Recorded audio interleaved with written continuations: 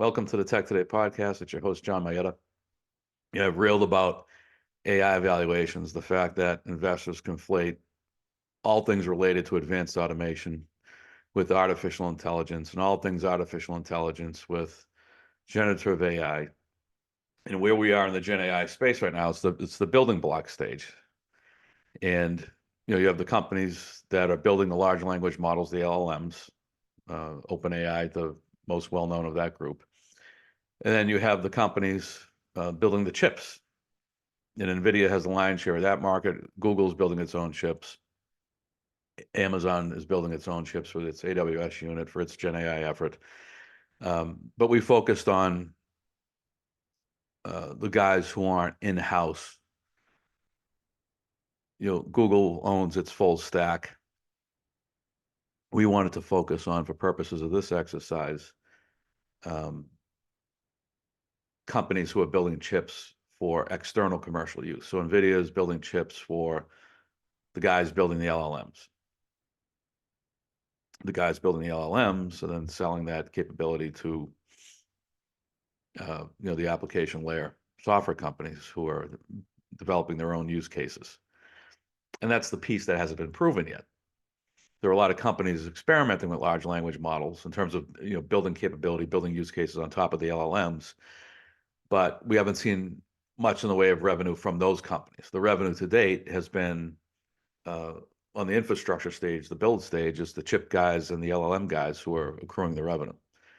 And so we just put out a short article today, you can see here. And what I did was I created, first column is LLM related revenue. So that's the majority of NVIDIA's data center revenue. OpenAI is a LLM pure play, obviously, Anthropic, Cohere, Databricks, which was not founded as an LLM company, but that's where most of their growth is today. So we sort of capture that LLM related revenue in the first column. Valuation. These are the latest numbers I could find as it relates to OpenAI's valuation, Anthropic, Databrick. We took a portion of Databrick's current valuation and applied it to LLM. I don't recall the number off the top of my head, but we took I think I used half.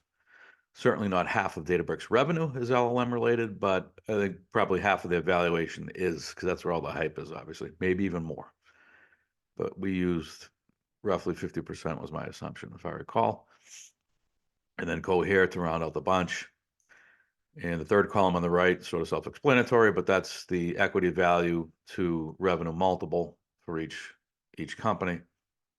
And so you get a sort of an average multiple for the group of 49 times, which is rich by any measure. And, as I've been saying for the past year when this hype bubble started, that it is primarily just hype.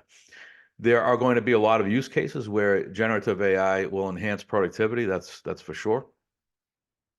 I think many of those use cases are out there now as it relates to NLP, as it relates to image recognition, video recognition.